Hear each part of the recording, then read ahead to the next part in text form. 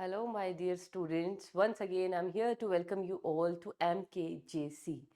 And our today's topic is biological classification. As we have already completed our first chapter, The Living World, whatever required, we have already covered up in the last lectures. So today, we'll start with the next chapter, which is our biological classification.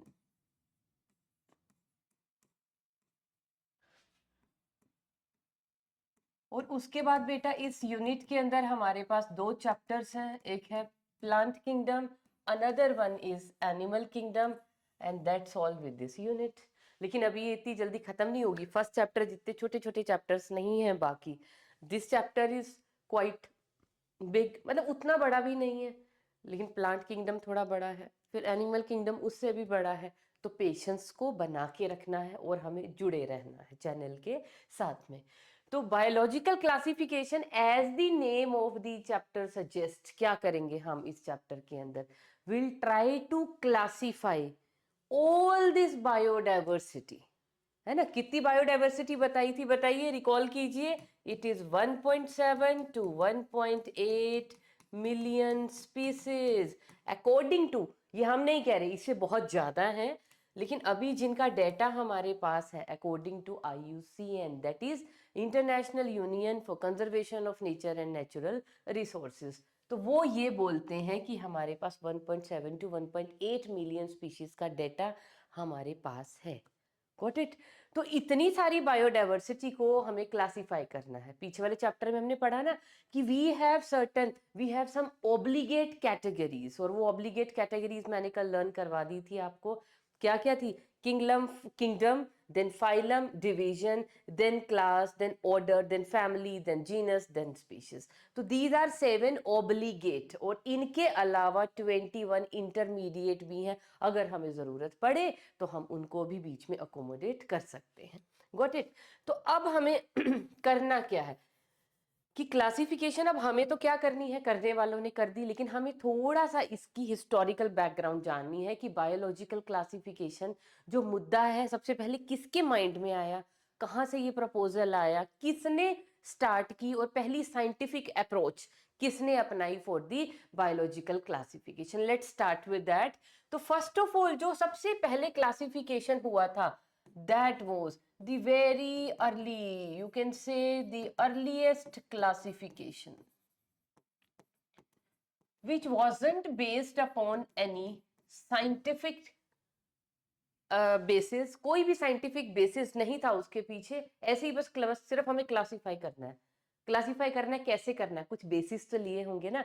तो वो basis scientific नहीं थे, सिर्फ क्या, just on the basis of use of that organism,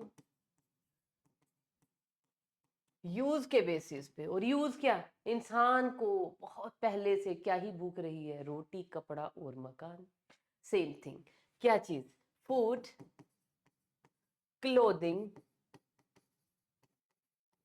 और shelter. सिर्फ इन तीन चीजों के बेस पे, कि जिन चीजों से हमें फूड मिल रहा है उन सारे ऑर्गेनिज्म को इकट्ठा किया, वेदर प्लांट और एनिमल्स वॉट, उन सबको किसमें डाल दिया, फूड की कैटेगरी में. जिनसे हमें क्लोथिंग का बेनिफिट हो रहा है उन सबको उठा के हमने किस में डाल दिया, क्लोथिंग में. जैसे शेर की खाल हो गई भाई, है ना, ये पत्ते पत्ते हो गए, पेड़ों की बार्क हो गई, तो वो सब किस चीज में काम आ रही थी, बॉडी को ढकने में. बड़े आदिवासी जमाने में चले गए हम, है ना, इतना ज्यादा पीछे नहीं सोचना. तो और शेल्टर, शेल्टर के लिए पता ही है हमें, है ना, अपना कुछ भी घर वर बनाना है, लकड़ी की जरूरत है और जिस भी सब्सटेंस की लिविंग की जरूरत है. तो इन तीन बेसिस पे सबसे पहले जो अर्लीस्ट क्लासिफिकेशन था स्टार्ट हुआ था. लेकिन क्योंकि इसका कोई भी साइंटिफिक बेस नहीं था, इसके पीछे कोई भी फॉर्मल अप्रोच नहीं थी कहीं पे भी, ना साइंस थी ना कोई लॉजिक, यू कैन से इलॉजिकल था ये, है ना. क्या लॉजिक, इसमें कोई लॉजिक लगाया, क्या लॉजिक लगाया, सिर्फ अपनी नीड्स का लॉजिक लगाया, यूज या अपनी नीड्स को प्रायोरिटी पे रखा, उसके हिसाब से क्लासिफाई किया. पर चलो, एक मुद्दा तो आया कि हमें इतनी सारी बायोडाइवर्सिटी को, इतने सारे ऑर्गेनिजम्स को हमें क्लासिफाई करना है. तो फर्स्ट साइंटिफिक अटेम्प्ट अब देखो इसके बाद काम होते रहे, पता नहीं कितने लोगों ने किस किस बेसिस पे कितना क्लासिफिकेशन किया है, लेकिन हमें बहुत प्रिसाइज पढ़ना है इस क्लासिफिकेशन को, और वही पढ़ना है जो मुद्दे की बात है। तो मुद्दे की बात पे आते हैं हम लोग, और वो मुद्दे की बात क्या है? फर्स्ट साइंटिफिक अटेम्प्ट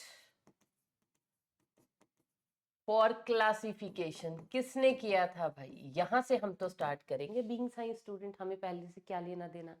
तो फर्स्ट साइंटिफिक अटेम्प्ट जिन्होंने किया था for the classification, the name of that fellow was Aristotle. Who was the fellow? That fellow was Aristotle. तो एरिस्टोटल ने पहला साइंटिफिक अटेम्प्ट किया, और उन्होंने क्लासिफिकेशन की। कैसे की? ऑन दी बेसिस, बस उन्होंने दो में क्लासिफाई कर दिया कि भैया एक प्लांट्स होते हैं और एनिमल्स होते हैं। कैसे क्लासिफाई किया? जितने भी ऑर्गेनिजम्स हैं, ऑल लिविंग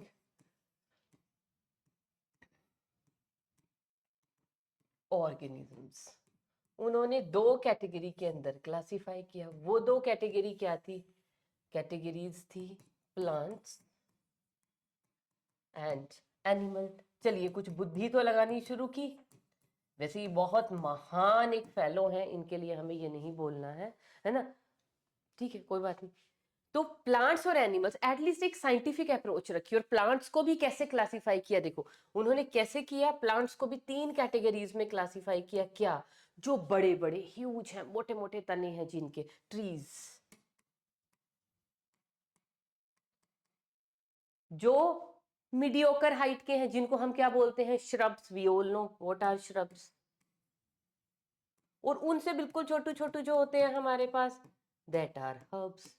देखो कितनी बेसिक सी क्लासिफिकेशन। लेकिन प्लांट्स को अलग किया और एनिमल्स को अलग किया। एनिमल्स को कैसे क्लासिफाई किया? देखो बड़े फनी बेसिस पे किया। On the presence, on the basis of presence of RBCs. क्या है?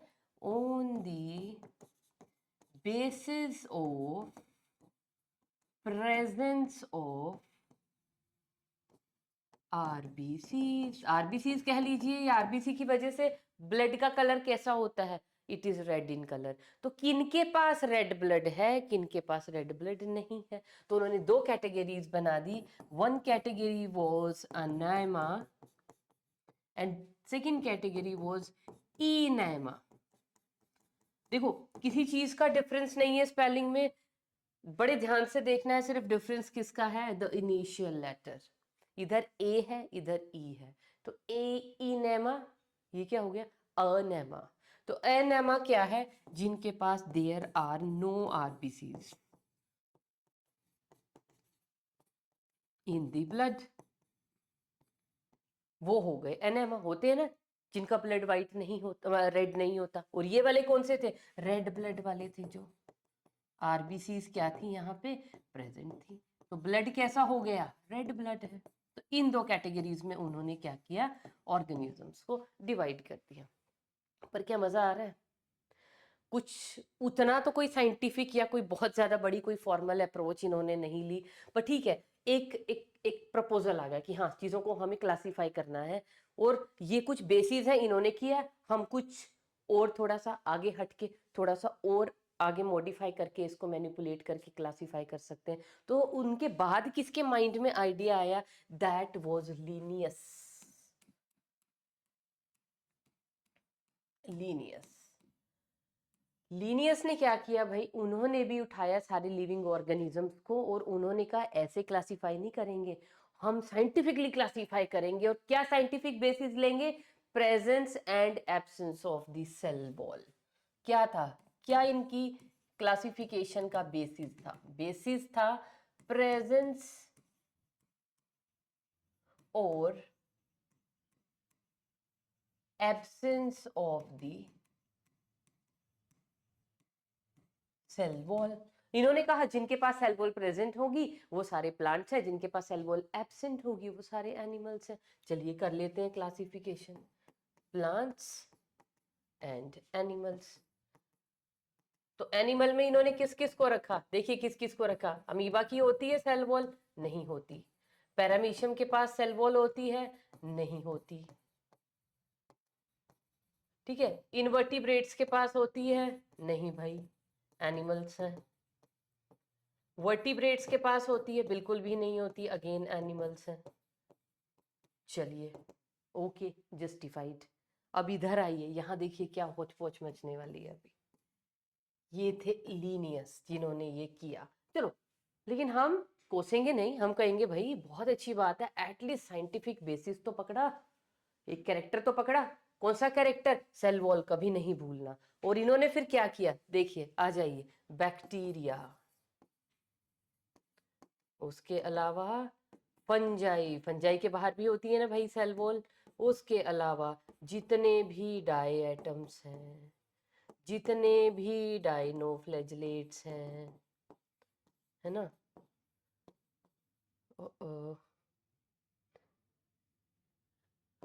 उसके बाद जितने भी यू कैन से एल्गी हैं, जितने भी ब्रायोफाइट्स हैं, हमारी एनसीईआरटी के अंदर ब्रायोफाइट्स को लिखा हुआ है मोसिल्स, तो घबराना नहीं है, मैंने भी लिख दिया है। उसके अलावा टेरिडोफाइट्स हैं, टेरिडोफाइट को एनसीईआरटी जब आप रीड करेंगे तो उन्होंने instead of pteridophyte they have written ferns. Gymno, चलो जिम्नोस्पर्म्स एंजियोस्पर्म्स को तो ठीक है, एंड एंजियोस्पर्म्स, ये लीजिए क्या किया लीनियस ने, जिनके पास सेल वॉल है, क्योंकि ये सभी कैटेगरी क्या है, जिनके पास सेल वॉल क्या थी, प्रेजेंट थी।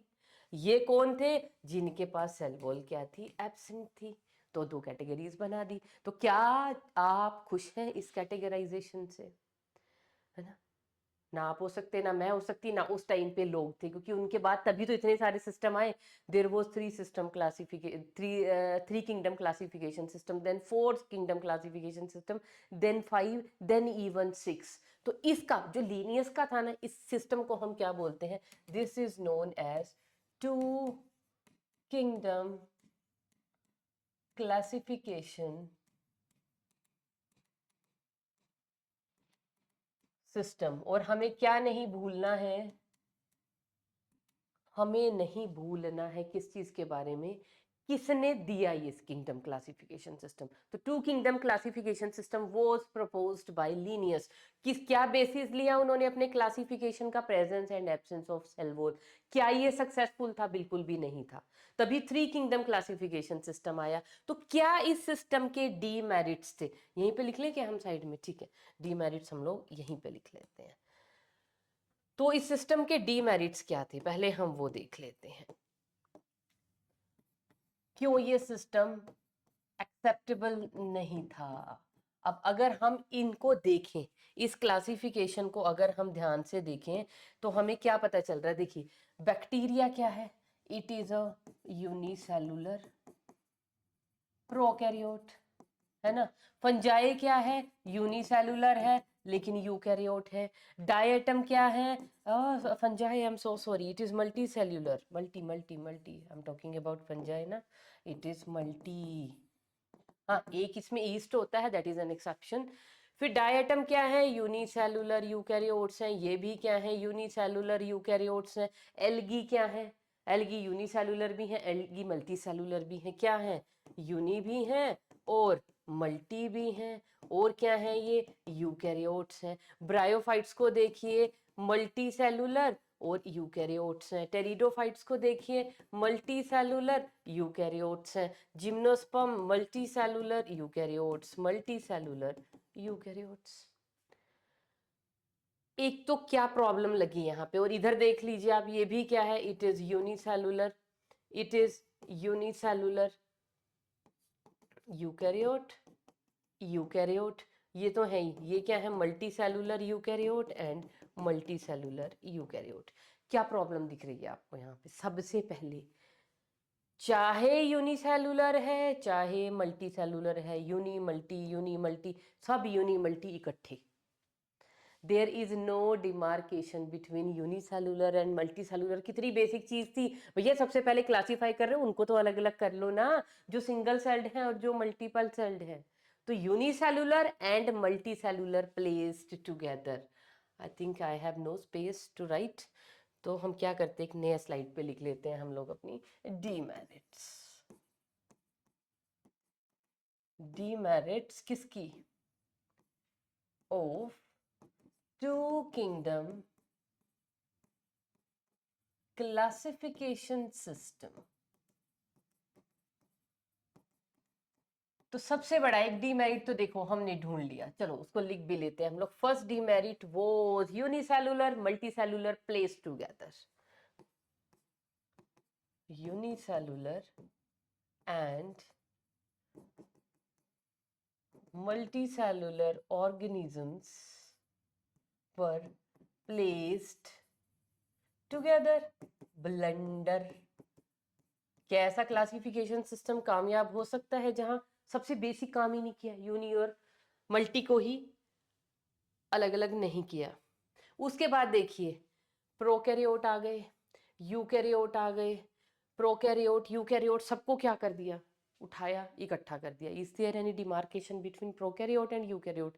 कितनी इनकी सेल के बीच में डिफरेंसेस हैं? डिफरेंशिएट किया हुआ है ना लोअर क्लासेस में, डिफरेंशिएशन बिटवीन क्वेश्चंस भी आपको एग्जाम के अंदर आते थे। प्रोकैरियोटिक सेल यूकैरियोटिक सेल के बीच में डिफरेंसेस लिखिए, at least right 5 difference between prokaryote eukaryote. कितना ज्यादा अलग अलग दोनों का क्या है, स्ट्रक्चर है, कितना सब कुछ सब डिफरेंट है, फिर भी इन्होंने उन चीजों को बिल्कुल इग्नोर मारा। मुझे क्या लेना देना प्रोकैरियोट यूकैरियोट से, चलो इकट्ठा करो, क्योंकि हम तो सिर्फ क्या देख रहे हैं, सिर्फ सेल वॉल को देख रहे हैं। तो सेकंड डीमेरिट क्या आ गई, prokaryotes and eukaryotes were placed together। again a blunder। हाँ जी, अब थर्ड और डिमेरिट दिख रही है क्या इस सिस्टम में? देखिए और कुछ दिख रहा है जिस पे दिमाग लगा सकते हैं? अपने आप को भी साथ साथ अपने दिमाग का जो डब्बा है इसको खोलिए, सोचिए और क्या हो सकती हैं डीमेरिट्स। कुछ लोगों ने चैप्टर अगर पहले पढ़ लिया है तो उनको तो पता होंगी, जो नए भी हैं वो सोच सकते हैं। एक तो यूनिसेलुलैरिटी मल्टीसेलुलैरिटी को हमने लिया, दूसरी चीज हम लोगों ने क्या ली, प्रोकैरियोट यूकैरियोट कि क्या ग्रेड है सेल का, और उसके बाद थर्ड चीज देखिए यहाँ पे, बैक्टीरिया कैसे होते हैं। बैक्टीरिया ऑटोट्रॉफिक भी होते हैं, हेट्रोट्रॉफिक भी होते हैं। फंजाई कैसी होती है, सेप्रोट्रॉफिक होती है। डायटम्स डाइनोफ्लैजिलेट, ये देखो एल्गी क्या है, मोटा देखो, आपको औरों का नहीं पता होगा ज्यादा का, एल्गी को देखिए, एल्गी कैसी होती है, इट इज ऑटोट्रॉफिक, है ना, क्योंकि फोटोसिंथेसिस कर सकती है ना, एल्गी कंटेन्स द पिगमेंट्स। तो एल्गी कैसी होती है, algae is autotrophic.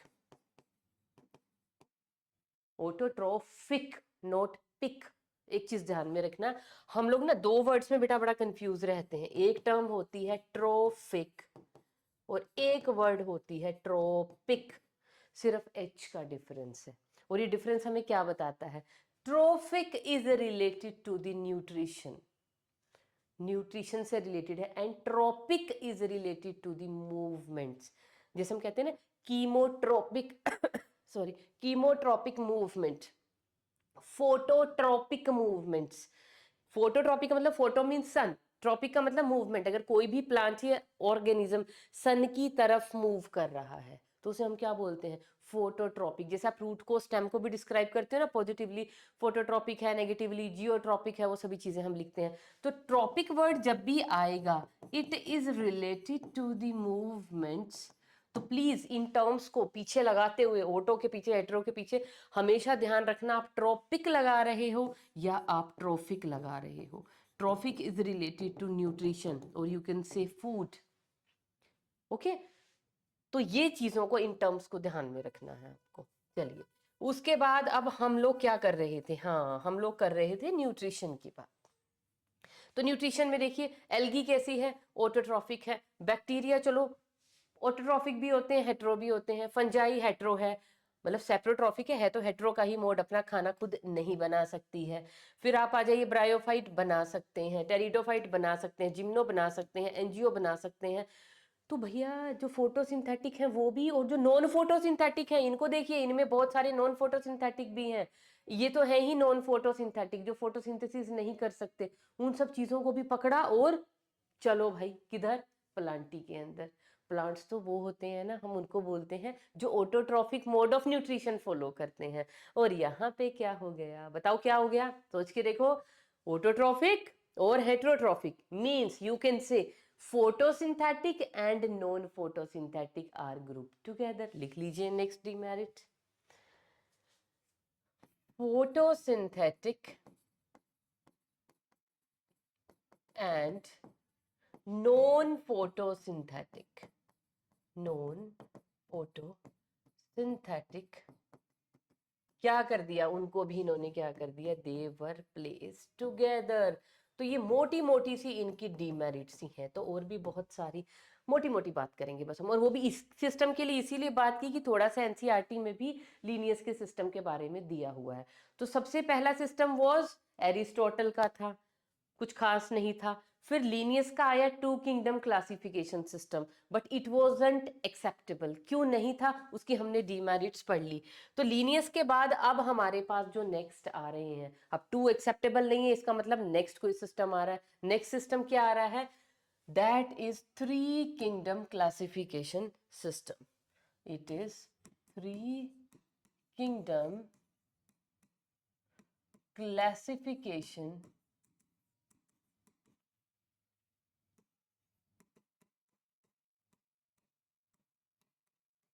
system, three kingdom classification system. It was proposed by, किसने दिया था, ये दिया था भाई अर्नस्ट हैकेल ने।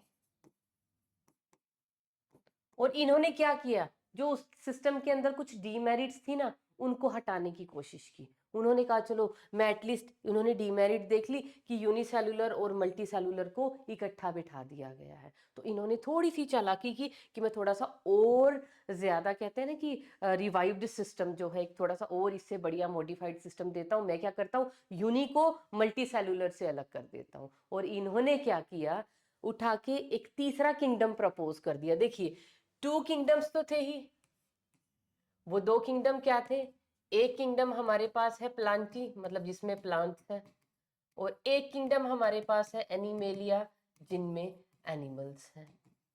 इनके पास सेल वॉल है, इनके पास सेल वॉल नहीं है। इन्होंने एक और किंगडम बना दिया, that is known as Protista. क्या बनाया इन्होंने, प्रोटिस्टा। और प्रोटिस्टा में इन्होंने एक प्रॉब्लम सॉल्व कर दी, और वो प्रॉब्लम क्या थी, इन्होंने जितने भी यूनिसेलुलर थे, all unicellular whether prokaryotes और यूकैरियोट्स, सबको उठाया और इकट्ठा रख दिया। ठीक है, क्या किया इन्होंने, सारे के सारे यूनिसेलुलर को मल्टीसेलुलर से अलग कर दिया। तो unicellular prokaryote and unicellular eukaryote सारे के सारे कहाँ पे आ गए, कहाँ आ गए, प्रोटिस्टा के अंदर। ये इनका सिस्टम था, but it was also not acceptable. क्यों क्यों क्यों, यहाँ पे अगर आप सोचें, अभी भी एक प्रॉब्लम चल रहा है। वो क्या प्रॉब्लम चल रहा है, ये देखो, प्रोकैरियोट का और यूकैरियोट का, दीज आर प्लेस टुगेदर। अब क्या करेंगे, चलिए जी चलते हैं अब हम फोर किंगडम क्लासिफिकेशन सिस्टम पर। फोर किंगडम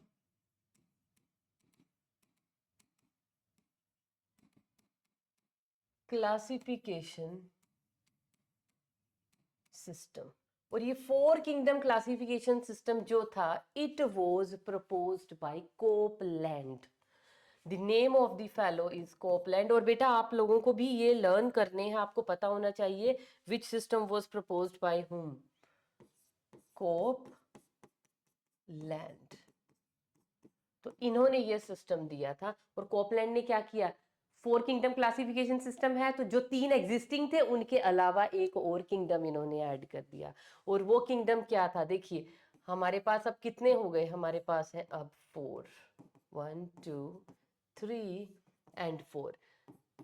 प्रोटिस्टा किसने दिया भाई, अर्नस्ट हैकेल। अगर कभी भी क्वेश्चन में आ जाए हु प्रपोज्ड किंगडम प्रोटिस्टा, तो किसका नेम लिखेंगे, हैकेल का। उसके बाद है प्लांटी, फिर है हमारे पास एनिमेलिया, और ये क्या है हमारे पास, इधर क्या आएगा, इन्होंने एक और नया किंगडम बना दिया, that is Monera. Got it? तो Monera, Protista, Plantae and Animalia. अब इन्होंने एक और प्रॉब्लम सॉल्व कर दी यहाँ पे। क्या? इन्होंने मोनेरा के अंडर किसको लिखा, किनको रखा? All unicellular prokaryotes, all unicellular prokaryotes. चलिए, एक और प्रॉब्लम खत्म हो गई। क्या? जो पिछले सिस्टम में हो रही थी। क्या प्रॉब्लम हो रही थी? Prokaryote, eukaryote. इन्होंने यूनी को तो सेपरेट कर दिया था, ये सारे के सारे क्या हैं? Multi cellular. कि यूनिसेलुलर को तो मल्टी सेलुलर से अलग कर दिया था, लेकिन प्रोकैरियोट और यूकैरियोट अभी इकट्ठे पड़े हुए थे। तो नेक्स्ट सिस्टम जब आया कोपलैंड का, तो उन्होंने थोड़ा सा इसको और मॉडिफाई कर दिया। उन्होंने एक प्रॉब्लम और सॉल्व कर दी। उन्होंने प्रोकैरियोट्स को सेपरेट कर दिया और यूकैरियोट्स को भी अलग कर दिया। इसके अंडर इन्होंने क्या प्लेस किया? All unicellular eukaryotes. तो इधर सारे के सारे यूकैरियोट, इधर सारे के सारे प्रोकैरियोट, यूनिसेलुलर यूनिसेलुलर। और ये जो किंगडम्स बच गए, ये किसके बच गए? Multi cellular eukaryotes. अब सेटिस्फाई हो? आ गया मजा? मुझे नहीं आया। क्यों नहीं आया? अभी भी एक एनोमलस क्रिएचर बैठा हुआ है यहाँ पे। कहाँ पे बैठा हुआ है? प्लेंटी के अंदर बैठे हुए हैं भाई साहब एक, जिनका नेम है फंजाई। अरे भैया, इसको हम प्लांटी में कैसे बिठाएं?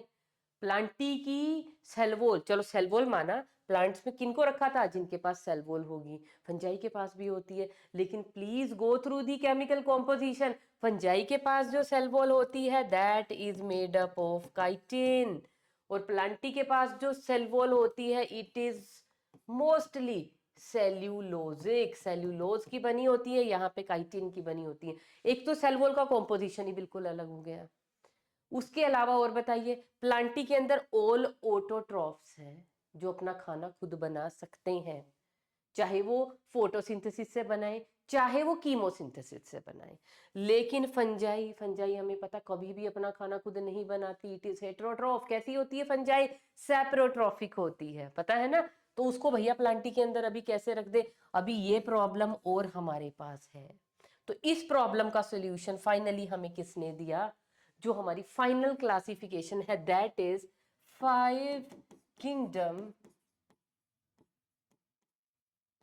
classification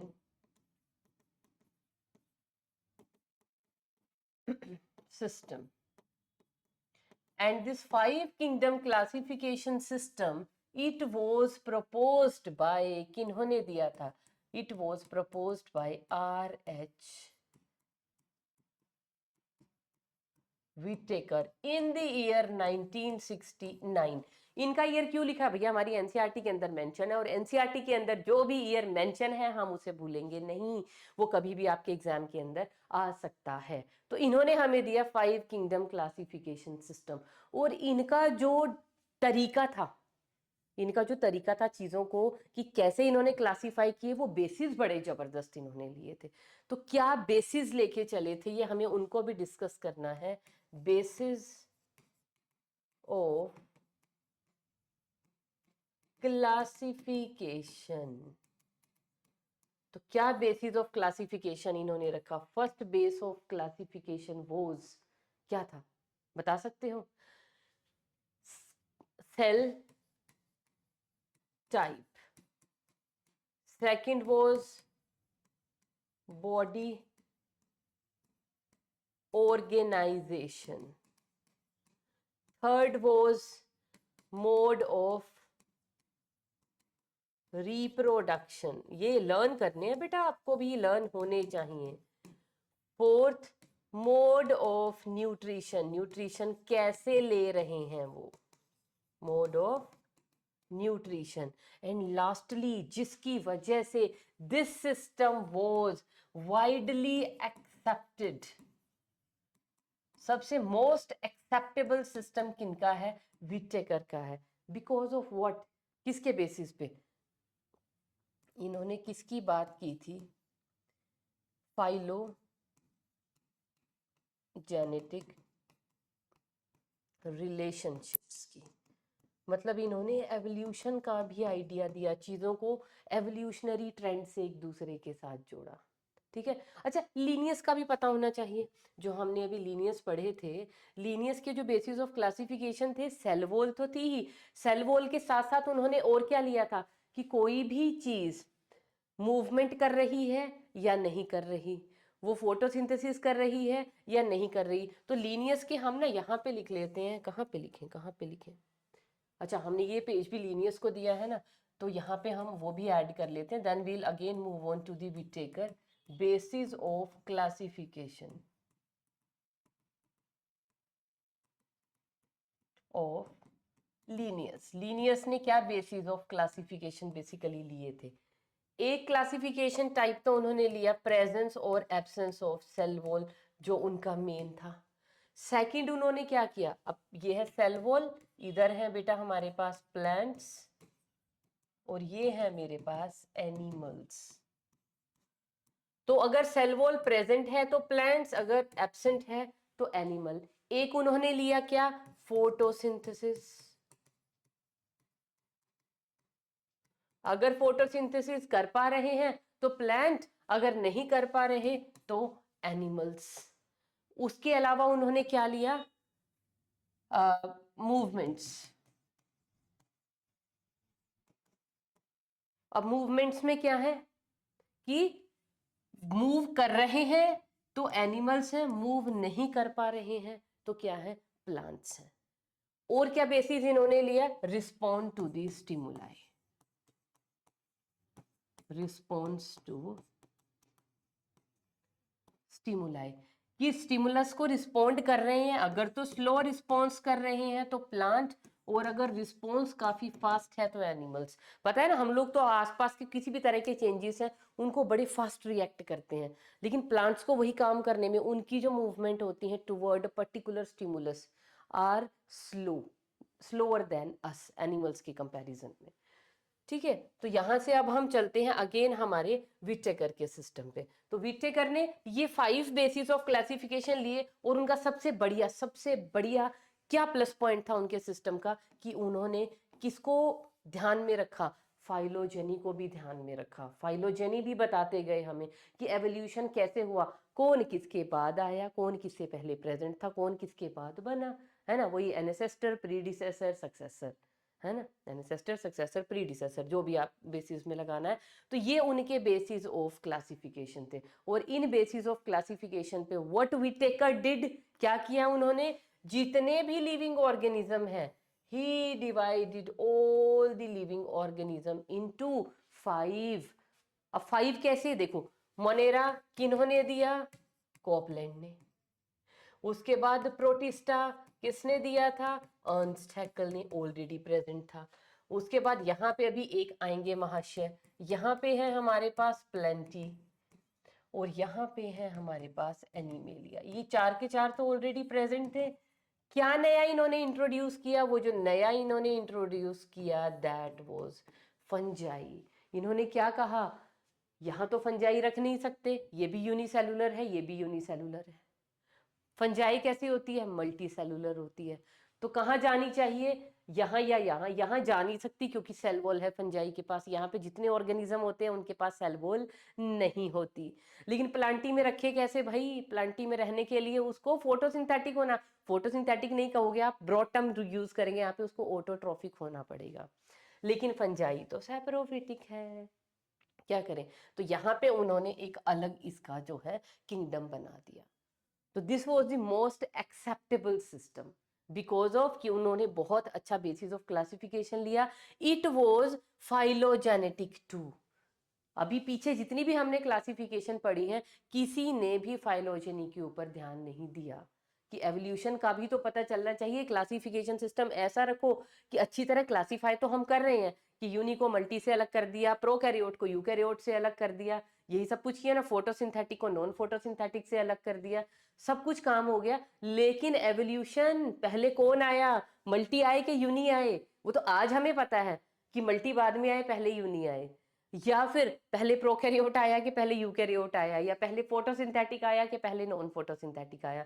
तो ये सारी की सारी प्रॉब्लम सॉल्व हो गई कहाँ से? जब हमें फाइलोजेनी पता चली, तो उससे हमें एवोल्यूशन का भी आइडिया आ गया। अब विटेकर के सिस्टम का प्लस पॉइंट क्या था? अब इनका प्लस पॉइंट बताएं आपको एक। देखिए, एल्गी है एक क्लेमाइडोमोनास, ये हमारी क्योंकि एनसीईआरटी के अंदर लिखा हुआ है तो मैं जरूर बताऊंगी। क्लेमाइडोमोनास है हमारे पास, और क्लोरेला है हमारे पास, और अमीबा है हमारे पास। ये लाइन आप पढ़ लेना अपनी एनसीईआरटी से। और हमारे पास क्या है? पैरामीशियम है। क्या है सभी के सभी? बता सकते हो? ये दोनों की दोनों क्या हैं? Unicellular algae. और ये भी आपको पता क्या है? यूनिसेलुलर है। ये भी यूनिसेलुलर है। अच्छा, ये क्या है? यूनिसेलुलर यूकैरियोट है। ये भी यूनिसेलुलर यूकैरियोट है। तो सबको ही पता है अमीबा पैरामीशियम। तो कितनी छोटी क्लास में आ गए थे आपके दोस्त बनने आपके टेक्स्ट में, है ना? हाँ। तो अभी ये क्या थे? अगर हम वहां जाए ना लीनियस के सिस्टम पे, कहाँ थे? कहाँ थे? अमीबा और पैरामीशियम को ध्यान में रखना। जब हमने लीनियस का सिस्टम पढ़ा था, लीनियस महाशय ने क्या किया हुआ था? अमीबा पैरामीशियम अलग किंगडम में डाला हुआ था, और जितनी भी ये एल्गी एल्गी एल्गी यहाँ आ गई। एल्गी को कहाँ पे डाला हुआ था? प्लांटी में डाला था। चलो, एल्गी को प्लांटी में डालना गलत बात नहीं है ना? स्पायरोगैरा की बात होती, कोई बात नहीं, वो मल्टी सेलुलर थी, डाल दिया। यूकैरियोट भी है, लेकिन जो यूनिसेलुलर एल्गा है, क्लेमाइडोमोनास है, क्लोरेला है, ये जो अपने साथियों से बिछड़ गई थी, कौन से साथी? Unicellular eukaryote. अब ये क्या आ गए? ये आसपास एक ही फाइलम में आ गए, क्योंकि जितने भी यूनिसेलुलर यूकैरियोट थे वो कौन से फाइलम में प्लेस किए गए थे? पहले आपको इसका कुछ पता है? इसमें किसको रखा गया था? चलो पहले हम उनकी लेबलिंग कर लेते हैं। मोनेरा के अंदर सबको किसको रखा गया था? जितने भी यूनिसेलुलर थे बट प्रोकैरियोट थे। प्रोटिस्टा के अंदर किसको प्लेस किया गया? जितने भी यूनिसेलुलर थे पर वो यूकैरियोट थे। इधर क्या है? सारे के सारे ये जो तीनों के तीन हैं, ये क्या है? मल्टी सेलुलर, और साथ में क्या है? यूकैरियोट्स। तो अब ये सारे के सारे, ये जो चार की बात हो रही है, Chlamydomonas, chlorella, amoeba and paramecium, कहाँ रखेंगे आप इनको? बता सकते हो कहाँ आने चाहिए? क्या है ये सारे के सारे? मैंने इनके नीचे लिख दिया यूनिसेलुलर यूकैरियोट। ये भी क्या है? यूनिसेलुलर यूकैरियोट्स है। कहाँ पे रखा हमने इनको? Place together in kingdom protista. देखो, प्रॉब्लम थोड़ी सी सॉल्व हुई ना। जो यूनिसेलुलर बिखरे पड़े थे, जो यूनिसेलुलर थे, यूकैरियोट थे, लीनियस ने कहाँ डाला था? दो को प्लांटी में डाल दिया, दो को एनिमेलिया में डाल दिया, तो वो एक प्रॉब्लम सॉल्व हुई, and they are kept together in Protista. Problem solve हो रही है ना? तो ये एक मेरिट जो है हमारी बुक के अंदर भी मेंशन की हुई है एनसीईआरटी में, तो हम इसको डिस्कस कर रहे हैं। Got it? अच्छा, अभी अभी हम यहाँ पे नहीं रुक सकते, क्योंकि इसके बाद भी सिस्टम आया। लोग मानते कहाँ हैं? वो कह रहे हैं रुको, अभी हम आपके बाप अभी बैठे हुए हैं, और उन्होंने क्या दिया? 6 kingdom classification system. 6 kingdom classification system. उन्होंने कहा नहीं, मैं अब इससे बढ़िया वाला दूंगा, और मैं 5 में नहीं, मैं इनको 6 के अंदर डिवाइड करूंगा। एंड कौन थे ये fellow? This fellow was Carl Woese. कौन थे ये? कार्ल वूज थे। क्या किया इन्होंने? कार्ल वूज ने 6 किंगडम क्लासिफिकेशन सिस्टम दे दिया। वो अलग बात है, ये आया सबसे बाद में, ये मतलब नहीं होता कि जो बाद में आया that is acceptable. It was not that much acceptable, क्योंकि इन्होंने सिर्फ किसके साथ प्ले किया? बैक्टीरिया के साथ। इन्होंने क्या देखा? इन्होंने ना बेसिकली इनका बेसिस क्या था? 16S rRNA सब यूनिट्स। मतलब 16S rRNA, बस ये लिख लो आप, काफी है। 16S rRNA के बेस पे क्या है? 16S rRNA समझते हो? राइबोसोम सुने है ना? 11th में ये हो, अभी 9th 10th में सब चीजों में पढ़ के आए हो राइबोसोम्स। एक होते हैं प्रोकैरियोटिक राइबोसोम्स जो होते हैं 70S, एक होते हैं यूकैरियोटिक जो होते हैं 80S। तो 70S राइबोसोम्स का जो है एक सब यूनिट होता है 16S। आर किस लिए है, राइबोसोमल आरएनए। ठीक है, ये अभी नहीं भी समझ आ रहा तो लीव इट, कोई बात नहीं, अभी हमने पढ़ना है, आगे आने वाले चैप्टर्स में ये सारी चीजें हमें समझ में आ जाएंगी। उन्होंने क्या किया, इस बेसिस पे 16S rRNA के बेस पे उन्होंने क्या बना दी, लाइफ की 3 डोमेन्स बना दी। उन्होंने क्या कहा, किंगडम अभी बनाएंगे हम, उन्होंने क्या बना दी, 3 डोमेन्स। आपको हो गया मैम ये एक नई टर्म कहाँ से आ गई, व्हाट आर डोमेन्स। हमने कल 7 ऑब्लिगेट कैटेगरीज पढ़ी थी ना, किंगडम से लेके स्पीशीज तक। तो अगर किंगडम से, जैसे स्पीशीज से नीचे मैंने बताया था, सब स्पीशीज भी हो सकती है, वैरायटी भी हो सकती है, ऐसे ही किंगडम से ऊपर अगर कुछ हो सकता है, दैट इज डोमेन। किंगडम से भी ऊंची है ये टेक्सोनोमिक कैटेगरी। Got it. तो उन्होंने क्या किया, सारे के सारे किंगडम को ऐसे ऐसे किया, सब चीजों को, और उन्होंने 3 पहले डोमेन बनाई। और वो 3 डोमेन क्या थी, वो 3 डोमेन है प्रोकेरिया, आर्किया एंड यूकेरिया। क्या किया इन्होंने, प्रोकेरिया, आर्किया एंड यूकेरिया। क्या कोई बहुत बड़ा काम किया, कुछ भी नहीं किया। ये जो 2 चीजें आप जान रहे हो ना, प्रोकेरिया और ये आर्किया, आर्किया को मैं पहले ले आती हूँ। तो उन्होंने क्या किया, सिर्फ इनको, ये बैक्टीरिया की सिर्फ उन्होंने क्या की, अलग से क्लासिफिकेशन कर दी। और इधर आ गया हमारे पास प्रोकेरिया। यहाँ पे आर्किया, उन्होंने क्या देखा, विटेकर ने मोनेरा के अंदर किसको रखा, जितने भी बैक्टीरिया थे, old world new world, primitive थे या मॉडर्न थे, सबको विटेकर ने रखा मोनेरा के अंदर। लेकिन जब इन्होंने 16S राइबोसोम, और इसके अलावा यही एक फीचर नहीं था, ये एक बेसिस नहीं था, इसके अलावा 7-8 और है, काफी बड़ी चेन है, वो हमें पढ़ने नहीं है, कोर्स में नहीं है, तो मैं डिस्कस नहीं करूंगी। ये आ जाता है इसके ऊपर क्वेश्चन, इसलिए मैंने इसको लिख दिया है। तो उन्होंने क्या किया, उन्होंने देखा कि जो ये ओल्ड वर्ल्ड के थे, जो प्रिमिटिव बैक्टीरिया, सारे के सारे प्रिमिटिव बैक्टीरिया कहाँ रखा है, आर्की में। उन्होंने इसमें किसको रखा है, इन्होंने प्रिमिटिव बैक्टीरिया, कि जो भाई पुराने टाइम के जो ओल्ड वर्ल्ड बैक्टीरिया थे, वो आज के मॉडर्न बैक्टीरिया से तो मेल ही नहीं खा रहे। नए वर्ल्ड के बैक्टीरिया क्या थे, उनको हम बोलते हैं यू बैक्टीरिया, यू बैक्टीरिया, या जिनको हम बोलते हैं मॉडर्न बैक्टीरिया।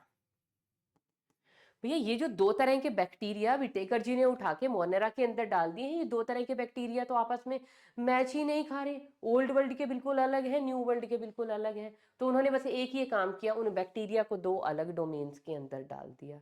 एक डोमेन बना दी आर्किया, एक डोमेन उन्होंने बना दी प्रोकेरिया, एक डोमेन बनाई यूकेरिया। यूकेरिया में क्या हो गया, ये तो आपका बन गया एक किंगडम, जिसमें सारे के सारे क्या थे, आर्की बैक्टीरिया। तो ये क्या बनाया, इस डोमेन के अंडर उन्होंने क्या रखा, एक किंगडम बनाया। क्या बनाया, किंगडम आर्की बैक्टीरिया। इधर उन्होंने प्रोकेरिया के अंडर क्या बनाया, किंगडम यू बैक्टीरिया। और इधर कौन आ जाएंगे, यूकेरिया में कौन कौन आ जाएंगे, क्या क्या बचा, मोनेरा के बाद हमारे पास क्या बचता है, प्रोटिस्टा बचता है, फिर हमारे पास फंजाई बचता है, फिर हमारे पास प्लेंटी बचता है,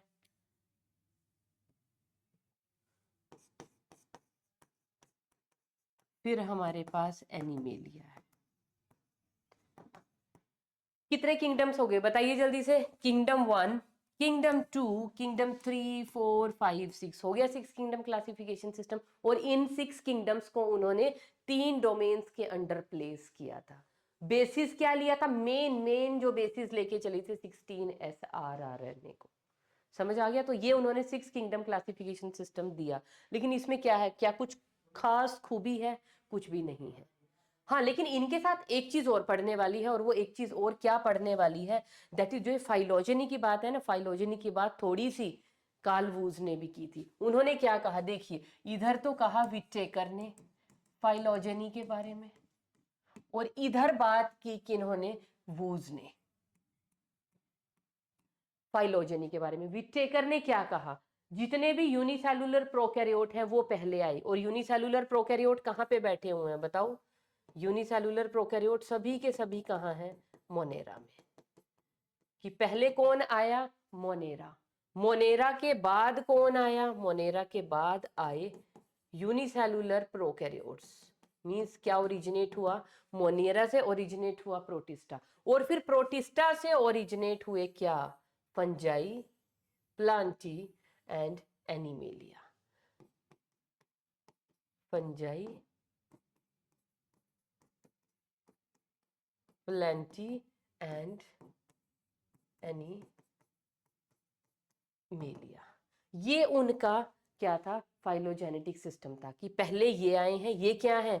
यूनिसेलुलर प्रोकैरियोट्स। इनसे क्या डेवलप हुए हैं? Unicellular eukaryote. और उसके बाद इनको उन्होंने मोड ऑफ न्यूट्रिशन के बेसिस पे कि ये क्या है? सेप्रोट्रॉफिक है, ये ऑटोट्रॉफिक है, ये हेट्रोट्रॉफिक है, उनके बेस पे इनको सेपरेट कर दिया। पर ये तीनों कहाँ से ओरिजिनेट हुए हैं? From unicellular eukaryote. और इधर कार्ल वूज ने पता क्या बोला? नहीं भैया ऐसा नहीं है, ऐसा नहीं है। There was in the starting was present only a single thing, उसे हम बोलते हैं प्रोजीनोट। ये प्रोजीनोट सबसे पहले क्या आए? लिविंग चीजें आई, लिविंग सेल्स आए, और इनसे हमारे पास जो है तीनों की तीनों जो डोमेन है लाइफ की वो ओरिजिनेट हुई। और वो तीन डोमेन हमें पता ही है, domain 1, domain 2 and domain 3। Names हमने पीछे उनके लिख लिए हैं। तो उनकी फाइलोजेनेटिक सिस्टम में, मतलब उनकी फाइलोजेनी की जो बात की, वो उनमें भी वहां पे डिफरेंसेस प्रेजेंट थे। और अभी विटेकर का जब हम सिस्टम पढ़ रहे थे तो विटेकर में मैंने क्या लिखा कि बेसिक ये 5 लेके चले थे, 5 बेसिस। लेकिन इनके हिसाब से उन्होंने क्या किया? अब सारे के सारे 5 किंगडम को कैसे उन्होंने डिवाइड किया, मतलब सारे के सारे लिविंग ऑर्गेनिज्म को कैसे डिवाइड किया? On the basis of these characters. ये हमारा एक टेबल है जो एनसीईआरटी के अंदर गिवन है, तो इसमें देख लीजिए। सबसे पहले उन्होंने क्या ली? Cell type. सेल टाइप कैसे है मोनेरा में? All prokaryote, Protista all eukaryote, eukaryote eukaryote eukaryote, already discussed. Cell wall का भी फीचर उन्होंने लिया था। सेल वॉल अगर मोनेरा में होगी तो कैसी होगी? म्यूरिन की बनी होगी, म्यूकोपॉलीपेप्टाइड्स की बनी होगी। और वो क्या है? सब्सटेंस क्या है? मतलब प्रोटीन्स भी होंगे और साथ में शुगर्स भी होंगी। म्यूकोपॉलीपेप्टाइड तो वो किस चीज की बनी हुई है? पॉलीसैकेराइड, मतलब शुगर की और अमाइनो एसिड की। तो नॉन सेल्यूलोजिक होगी, सेल्यूलोज की नहीं बनी हुई। किसकी बनी हुई है? पॉलीसैकेराइड और अमीनो एसिड मिलके क्या बना देते हैं? पेप्टाइडोग्लाइकन। और पेप्टाइडोग्लाइकन के अंदर दो शुगर प्रेजेंट होती हैं, नैग और नैम, उनकी। तो पेप्टाइडोग्लाइकन की बनी हुई सेल वॉल होगी। यहाँ पे प्रोटिस्टा के अंदर प्रेजेंट इन सम, किसी में सिलीशियस सेल वॉल होती, किसी में कैसी, वो अभी हम पढ़ लेंगे। फंजाई में होगी तो काइटिन की मैंने ऑलरेडी आपको समझा दी है। प्लांटी के अंदर ऑलवेज सेल्यूलोज की होगी, और एनिमल्स में तो हमेशा एब्सेंट ही होगी। न्यूक्लियर मेम्ब्रेन, क्योंकि ये प्रोकैरियोट है, वेल डिफाइंड न्यूक्लियस होता ही नहीं है, तो एब्सेंट होगी। यहाँ पे सब में वेल डिफाइंड न्यूक्लियस प्रेजेंट होगा, क्योंकि ये सभी के सभी क्या है? यूकैरियोट्स। देन बॉडी ऑर्गेनाइजेशन, ये कैसे है? यूनिसेलुलर। ये कैसे है? यूनिसेलुलर। ये सभी के सभी क्या है? मल्टी। अब मल्टी में भी आगे फर्दर ऑर्गेनाइजेशन हो जाएगी। मल्टी सेलुलर का मतलब वो टिश्यू बने हैं कि ऑर्गन लेवल पे पहुंच गए हैं, या ऑर्गन सिस्टम पे, या पूरा का पूरा ऑर्गेनिज्म बना दिया है। फिर mode of nutrition. Mode of nutrition क्या है?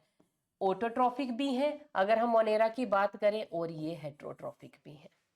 प्रोटिस्टा की अगर हम बात करें, ये भी क्या है? ओटो भी है, और ये क्या है? हेट्रो भी है। ये अभी जब आगे हम चैप्टर्स में चलेंगे ना, तो ये अभी हमें डिस्कस करना है नेक्स्ट लेक्चर के अंदर ही, तो वहां समझ आ जाएगा। फंजाई जो है ऑलवेज सेप्रोफिटिक। सेप्रोफिटिक और पैरासिटिक मतलब हिट्रोट्रॉफिक मोड ही हो गया ना, अपना खाना खुद नहीं बना सकती। प्लांटी सारा का सारा ऑटोट्रॉफिक, वो फोटोसिंथेसिस से भी खाना बनाते हैं और कीमोसिंथेसिस से भी। और एनिमेलिया, एनिमेलिया हमेशा क्या होता है? हेट्रोट्रॉफिक, अपना खाना नहीं बना सकते। और एनिमेलिया में मैक्सिमम कौन सा मोड ऑफ न्यूट्रिशन देखने को मिलता है? होलोजोइक। होलोजोइक न्यूट्रिशन पता क्या होता है? Ingestive mode. अरे इंजेस्टिव, समझ रहे हो? जैसे हम है ना, हम फूड को खाते हैं, पहले खाएंगे फिर पचाएंगे उसको, तो हम फूड बोलस खाते हैं। तो जो अपने फूड को डायरेक्टली इनगल्फ करते हैं उसके बाद उसको डाइजेस्ट करते हैं, उसको बोलते हैं होलोजोइक। तो हमारा मोड ऑफ न्यूट्रिशन क्या है? होलोजोइक। या फिर होंगे सैप्रोफिटिक। सैप्रोफिटिक कैसे होंगे?